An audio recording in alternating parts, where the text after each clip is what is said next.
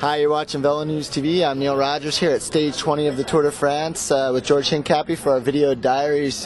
George, we saw you, I think you were 8th at the first time trial.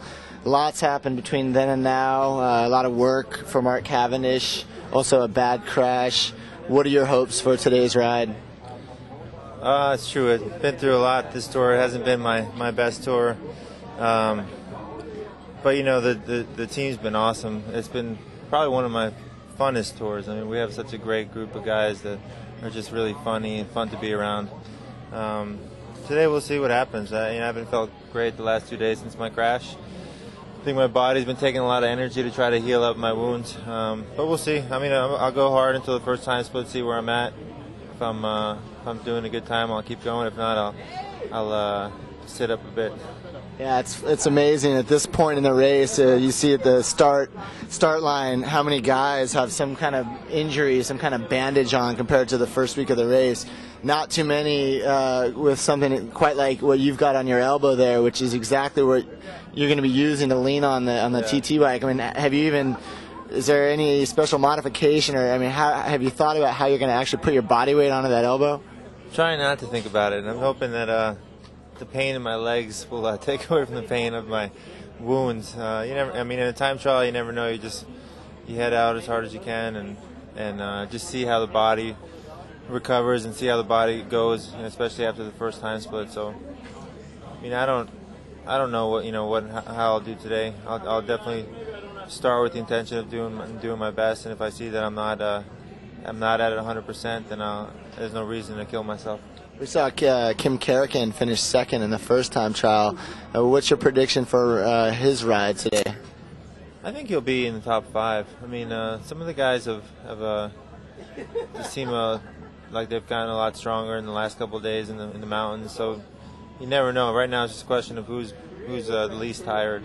That's going to be an exciting time trial for sure. With the so close to time in the first 3, 4, 5 riders, that's going to be a great time trial to watch. And I think Kim's got a real shot at moving up in the definitely top 10 or maybe even top 9 or 8.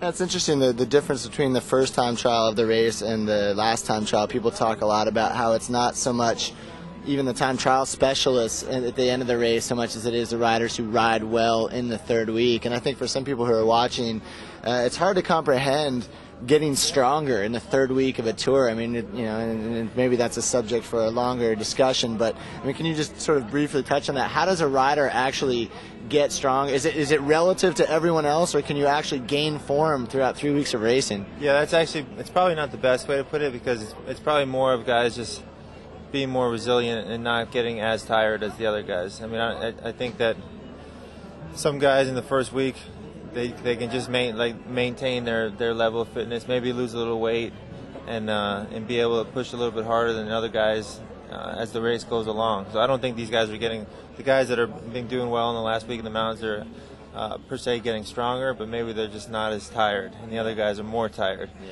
So they lose time in the climbs. And I started feeling really good when we get to the Alps after the second rest day.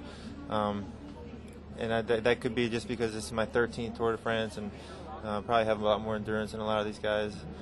So it's just every rider is different. Yeah, it certainly comes down to also guys like Cadel and Sastre haven't seen the wind basically at all, other than in the time trials. So that takes a cumulative effect over 2-3 weeks. Yeah, Cadel's actually had to do a lot of work in the mountains just because his team wasn't as strong as Carlos, but Cadel's he's got a record of doing really well in the last time trials of the tour. As far as today's course, have you been out on the course? Did you drive it? What do you know about it? No, I didn't. I never see the last time trial of the tour just because it's just a question of getting the legs going. If it's really technical, it'd be worth seeing, but there's maybe 5 corners and 50 kilometers, so just go out there and go. All right, George. Well, we're gonna try to touch base with you after the ride and find out how it went. So thanks again for the time. All right, Neil. No problem.